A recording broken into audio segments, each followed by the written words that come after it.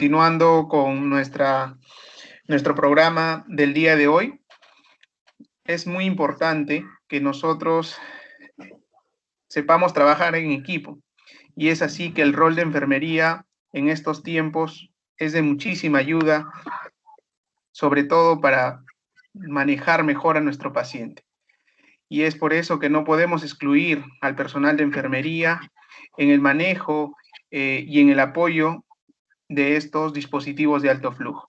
El día de hoy tenemos el agrado de poder contar con la presencia de la licenciada Lourdes Arana Agurto, la licenciada residente de Enfermería de Cuidados Intensivos. Entonces está viviendo de más cerca justamente el manejo de estos dispositivos en el ámbito de enfermería.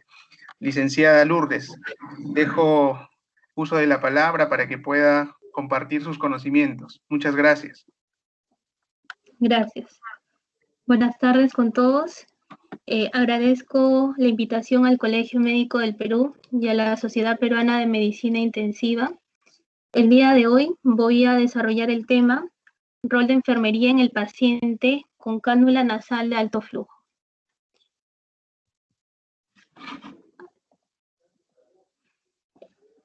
La labor que desempeña el profesional de enfermería en oxigenoterapia de alto flujo es amplia, puesto que interviene antes, durante y después de la terapia.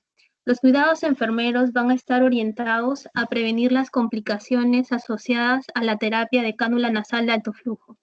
He dividido esta ponencia en 3 partes. En la primera parte hablaremos del armado del circuito de alto flujo, luego vamos a ver los cuidados durante la terapia y finalmente hablaremos de los procesos de limpieza y desinfección del dispositivo. Entonces vamos a empezar con el armado de la cánula nasal de alto flujo. Para la administración de la oxigenoterapia de alto flujo vamos a necesitar los siguientes componentes. Un dispositivo el cual va a permitir administrar el gas a alto flujo de hasta 60 litros por minuto y además ajustar el FIO2 administrado. Existen diferentes sistemas para poder lograr esto. Tenemos dispositivos que mezclan aire con oxígeno a través de turbinas, como es el sistema Ergo 2. Tenemos blender, que son aquellos que mezclan aire y oxígeno mediante el sistema Venturi, como es el Wirachi. Dispositivos artesanales también que mezclan oxígeno con aire comprimido mediante 2 tomas de pared independientes conectadas con una pieza en jet.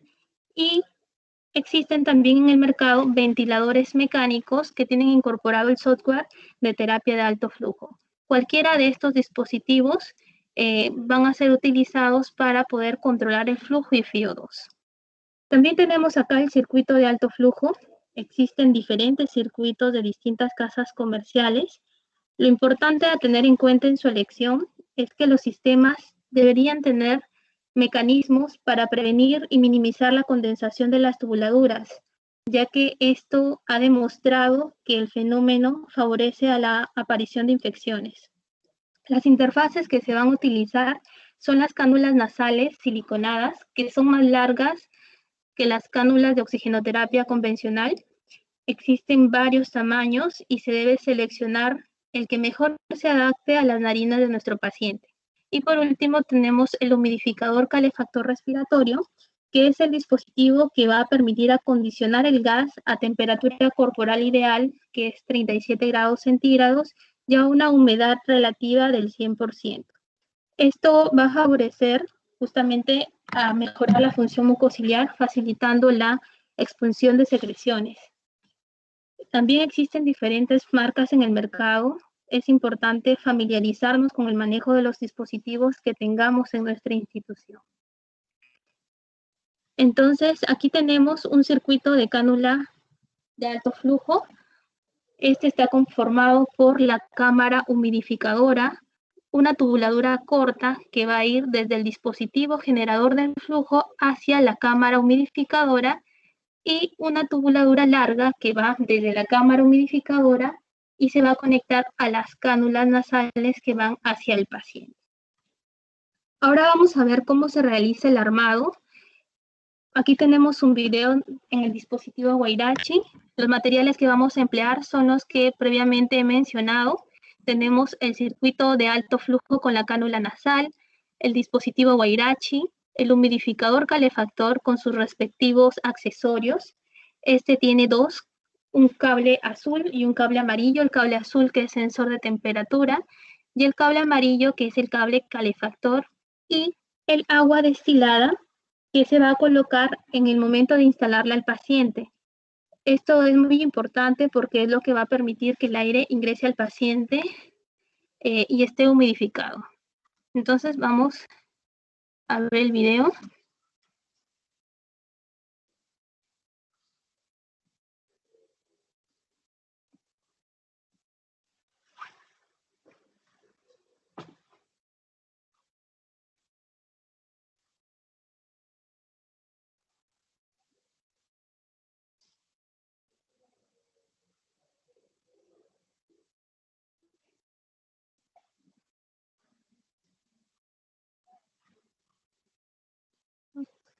Primero conecta la cámara de humidificación.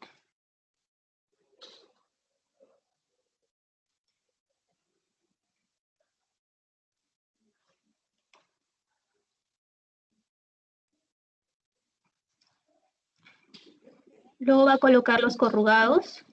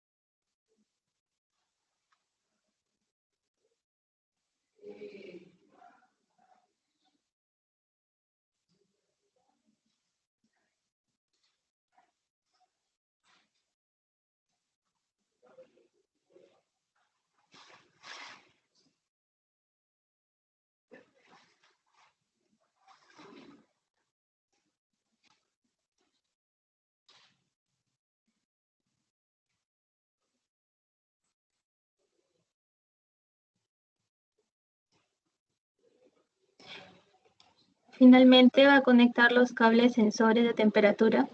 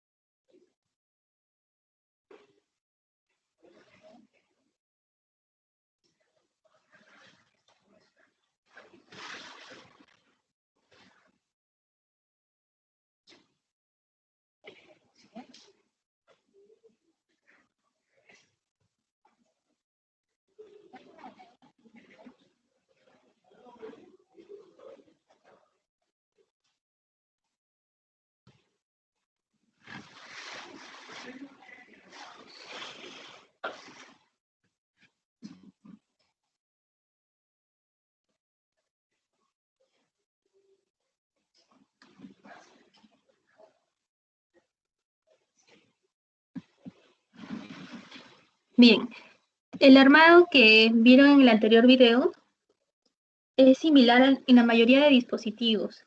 Como vemos en esta imagen, tenemos el armado del circuito y solo han colocado el corrugado corto hacia este dispositivo que también es generador de alto flujo, que es el FD. Lo mismo se realiza si tenemos un ventilador mecánico con el software de alto flujo. Se va a colocar el corrugado corto en la rama inspiratoria. Luego, una vez que ya tengamos armados los dispositivos, los conectamos hacia la fuente de oxígeno, aire comprimido y energía eléctrica si corresponde. Instalación de la cánula de alto flujo. Es importante educar al paciente antes de iniciar la terapia. Probablemente este paciente ya haya estado con un dispositivo de oxigenoterapia convencional. Entonces, hay que explicarles que va a recibir un flujo mayor. Debemos responder todas sus dudas y solicitar su colaboración para la adaptación al dispositivo. Asimismo, vamos a alentar al paciente a respirar con la boca cerrada. Hay varios estudios que demostraron que las presiones medias expiratorias a nivel de faringe pueden disminuir con la boca abierta. Entonces, una vez que hemos educado al paciente, vamos a colocarle las cánulas nasales, previo limpieza de las fosas nasales. Colocamos las nariceras siempre la curva hacia arriba y realizamos la fijación por encima de las orejas y ajustamos, ¿no? Como observamos en este video. Siempre por encima de las orejas para prevenir lesiones y ajustamos que ingrese toda la cánula en la naricera. Luego se va a realizar la programación del flujo y FIO2. Esta programación está pautada por el médico, pero el personal de enfermería debe estar familiarizado con ellos para su correcto manejo. Estos parámetros se van a ir modificando según la tolerancia del paciente hasta conseguir los efectos deseados. Se programará una fracción inspirada de oxígeno, por lo general necesaria para obtener una saturación entre 92 a 96%. Voy a mostrarles la programación en dos dispositivos. Este es el dispositivo de alto flujo Airvo 2. Es un dispositivo que cuenta con una turbina integrada. No requiere humidificador calefactor externo porque ya viene incorporado. Y los cables, calefactores y sensores están dentro de esta tubuladura. Tiene una conexión de oxígeno en el lado izquierdo que se conecta hacia un flujómetro. Entonces veamos cómo realizan la programación. Entonces encienden el equipo. Al encender el equipo nos va a mostrar tres parámetros. Tenemos temperatura, flujo y FIO2.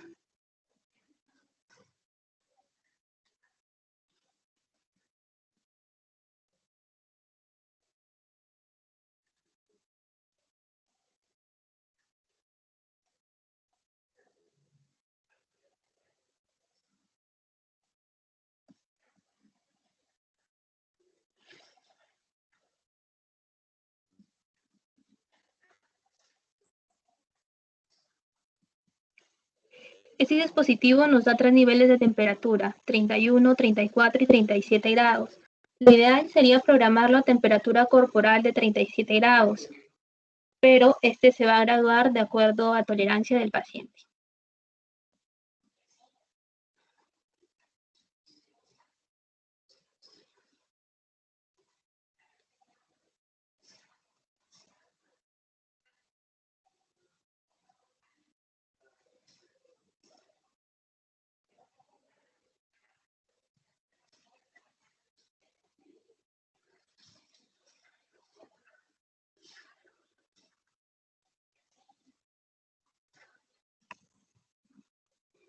Bien, hay que tener en cuenta que si se reduce el flujo de aire, la FIO2 puede incrementarse sin que la modifiquemos. Entonces, cuando reducen los flujos, siempre hay que verificar cuánto de FIO2 está quedando.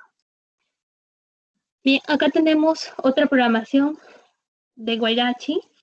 El Guairachi es un dispositivo que mezcla oxígeno con aire ambiental mediante el sistema Venturi. Tiene una entrada de oxígeno. Tiene tres perillas, una de encendido y apagado, una perilla de control de flujo y una perilla de control de FIO2. Y esta es la puerta de salida hacia el paciente. Para permitir la entrada de oxígeno vamos a girar la primera perilla hacia la derecha y lo mismo vamos a realizar con el flujo y FIO2. Giramos hacia la derecha. Una limitación de este dispositivo es que no nos permite darnos cuenta de cuánto de FIO2 le estamos dando. No nos da aquí una imagen, no tiene una pantalla. Sin embargo, podemos adaptarle un medidor de flujo y FIO2 para poder conocer lo programado. Existen tablas referenciales de flujo y FIO2 que podrían ayudarnos en la programación. También vamos a realizar la programación del humidificador calefactor. Este dispositivo que observamos aquí es uno de los más conocidos, es de Fisher & Paykel, es de fácil uso. Es un dispositivo servocontrolado. Tiene un sensor de temperatura en la parte distal, cerca a la cánula, que mide cuánto es la temperatura. Y si capta una temperatura por debajo de lo ideal, automáticamente se va a acelerar para tratar de llegar a la temperatura óptima. Tiene un botón de encendido, un botón para cambiar de programación si el modo es intubación o modo no invasivo, el botón silenciar y en la parte inferior nos muestra una imagen donde alumbrará si hay algún error.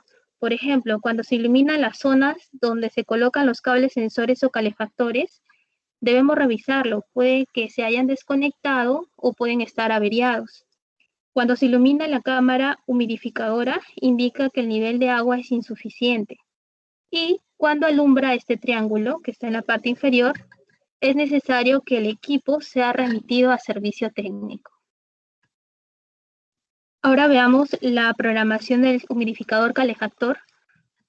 Encendemos el equipo.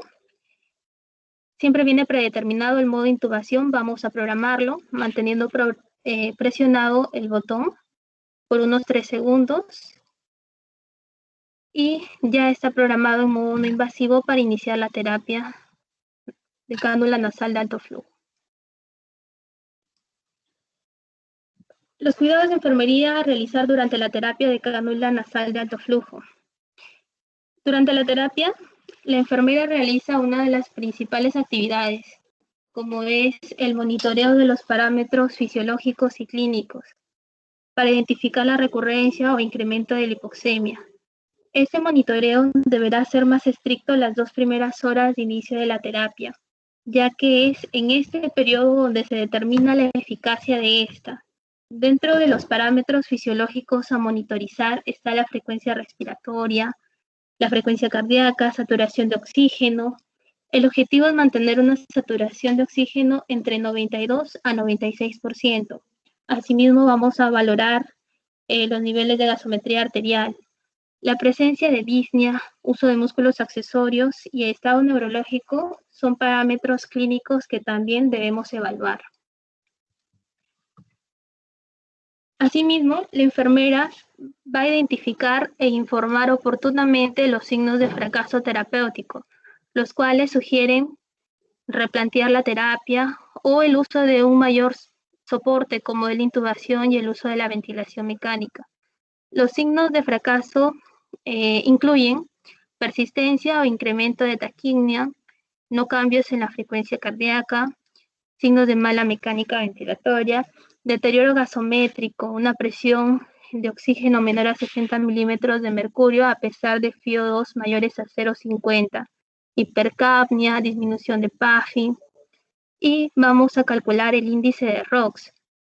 El índice de ROX es un parámetro que permite predecir el éxito de la terapia. Se calcula dividiendo la saturación de oxígeno entre la fracción inspirada de oxígeno y esta a su vez sobre frecuencia respiratoria. Este índice se va a medir a los 30 minutos de iniciada la terapia, luego a las 2 horas, a las 6 horas y en caso de deterioro clínico. Un valor menor a 4.8 predice un alto riesgo de fracaso a la oxigenoterapia de alto flujo. Otro de los cuidados que realiza la enfermera durante la terapia es la prevención de complicaciones, como son las lesiones por presión en las zonas nasales y zonas de sujeción del dispositivo. Debemos de vigilar la zona nasal, sobre todo si se emplea durante procesos largos. Es importante elegir la cánula de acuerdo a la anatomía del paciente. Hay una tabla como la que observan en la parte inferior que nos ayuda a elegir el tamaño adecuado. El diámetro ideal debería tener un diámetro aproximado de la mitad del diámetro de la narina. para no ocluir completamente esta y prevenir excesos de presión y formación de lesiones. Asimismo, la cinta de sujeción debería estar por encima de la oreja. Para proteger esta zona, podemos utilizar películas protectoras cutáneas o apósitos. Nunca debemos utilizar aceites ni vaselinas. También, estas lesiones en las vías aéreas pueden estar relacionadas por variaciones de la temperatura. La temperatura ideal, como se comentó, debe ser similar a la temperatura corporal, pero muchas veces el paciente refiere que se está quemando y debemos bajarla. Lo importante siempre es que el paciente esté cómodo. También hay que vigilar el nivel del agua en la cámara humidificadora, que no se nos acabe, porque si no le estaríamos entregando un aire seco al paciente y va a quemar las mucosas del paciente. Otro cuidado a tener en cuenta está relacionado con la condensación del circuito. Las tubuladuras y la cámara de humidificación siempre tienen que estar por debajo del nivel del paciente para garantizar que la condensación no fluya y retorne hacia la cámara. Entonces hay que fijar correctamente el dispositivo para que la condensación caiga por gravedad. Los cables sensores de temperatura deberían colocarse hacia la parte superior, como observan aquí en imagen, ya que si se produjese condensación, el agua puede afectar la medición de la temperatura. La temperatura ambiente y el aire acondicionado pueden influir en el sensor de temperatura y en la humidificación. ¿Existe riesgo de infección?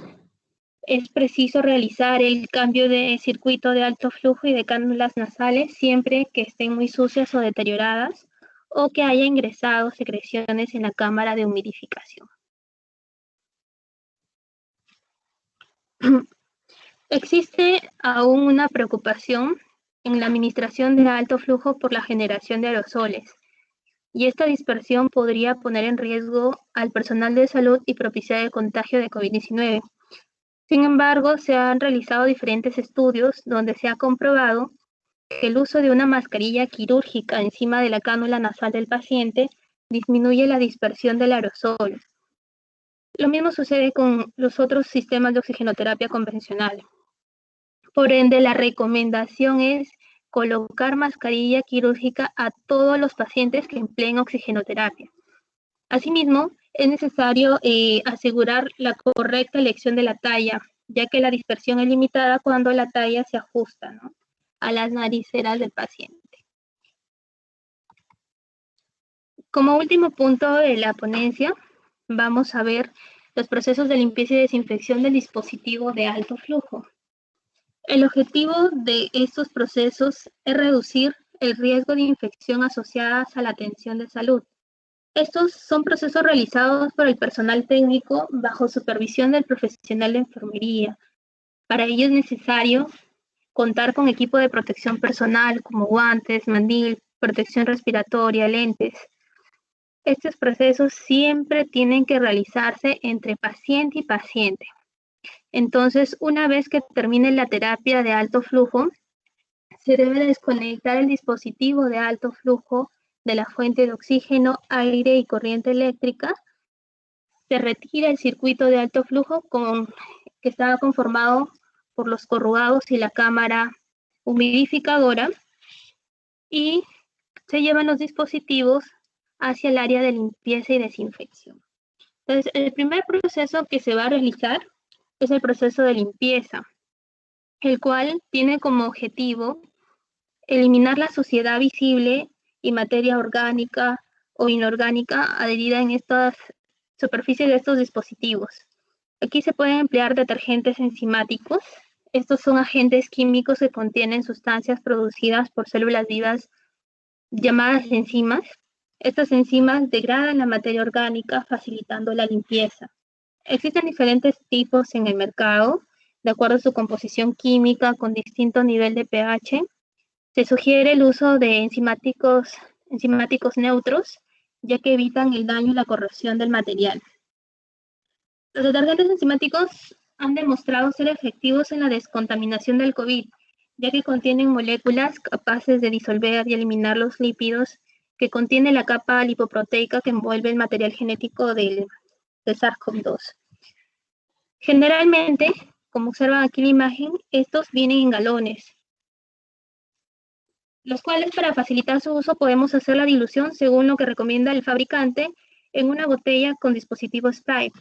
Por ejemplo, ese detergente es el que usamos en el hospital. Podemos hacer la preparación en una botella de 750 mililitros agregando 6 mililitros de detergente enzimático. Entonces, ¿cómo vamos a hacer la limpieza? Vamos a rociar 2 puffs sobre un paño, de preferencia que no desprenda pelusa, y aplicamos friccionando en los dispositivos desde el área más limpia hacia el área contaminada y vamos a esperar 5 minutos para que actúe. Es importante lograr la eliminación de estos restos orgánicos o inorgánicos, ya que su presencia va a proteger a los microorganismos del contacto con agentes desinfectantes, inactivando su acción. Entonces, este proceso vamos a realizarlo tanto con el dispositivo generador del flujo y con la base calefactora.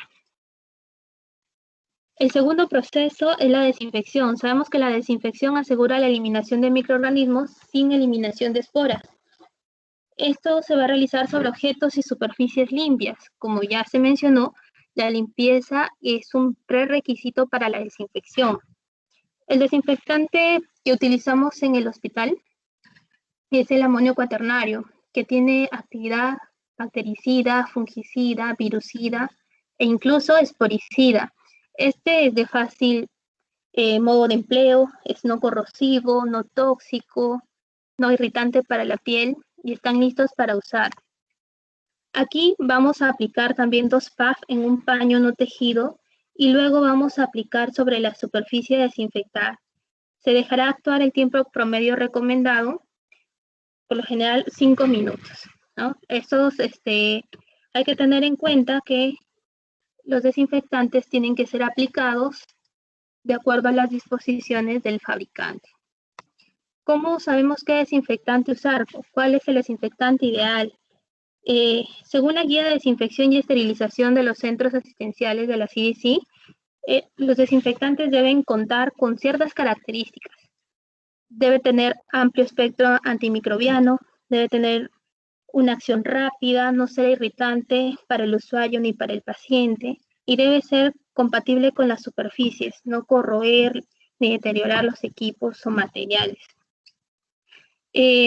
La Agencia de Protección Ambiental de los Estados Unidos publicó una lista de desinfectantes que han calificado para utilizarse contra el SARS-CoV-2.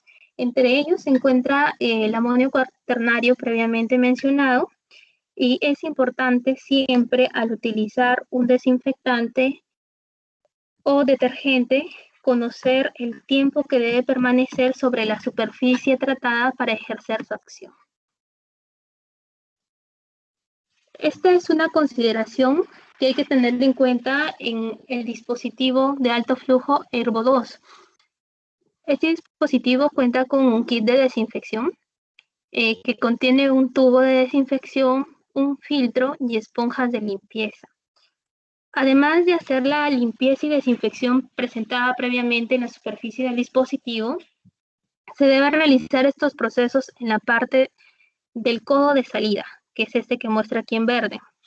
Para esto, se va a humedecer las esponjas de limpieza con detergente enzimático, se va a introducir en el codo de salida realizando giros, por lo menos 20 segundos hay que realizarlos. Nunca debemos manipular esta válvula, es una válvula sin retorno. Solamente se realiza este proceso en este codo.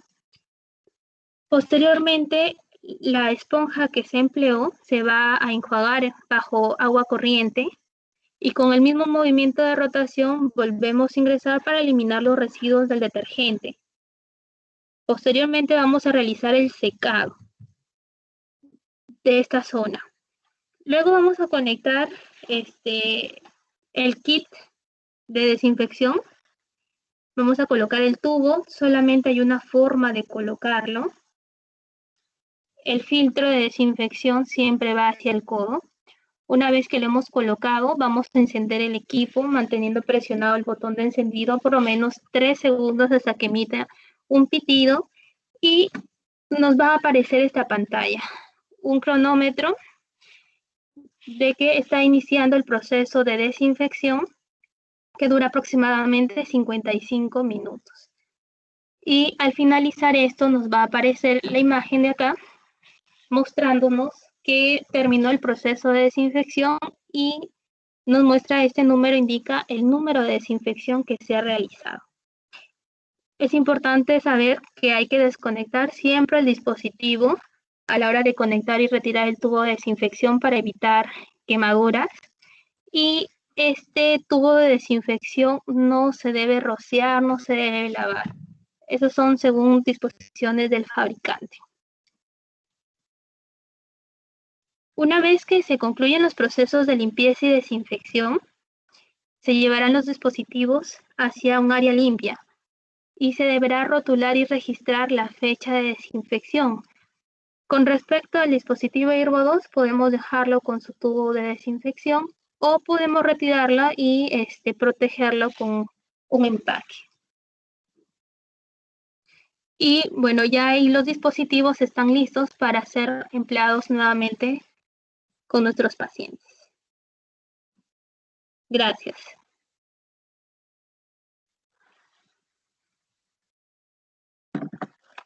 Licenciada Lourdes, muchas gracias. De verdad que es importante los conceptos que nos ha aclarado en estos momentos, lo cual justamente sé que va a ser de mucha ayuda también para el personal de enfermería, para poder así seguir trabajando por el bienestar de nuestros pacientes.